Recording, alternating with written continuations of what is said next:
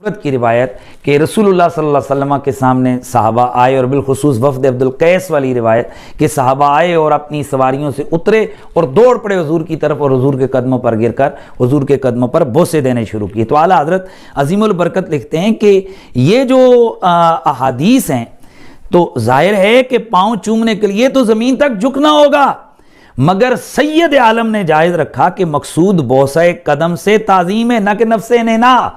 यानी ये जो सूरत है कि जिसमें बंदा किसी के कदमों पर गिरकर बोसा देता है, तो इसमें भी झुकना तो लाजिम आता है, लेकिन ये झुकना मना नहीं है, क्योंकि इससे मकसूद वो ताजीम के लिए झुकना नहीं, बल्कि इससे मकसूद कदमों पर गिरकर कदम चूमना है मोहब्बत और अदब के साथ। लिहाजा इस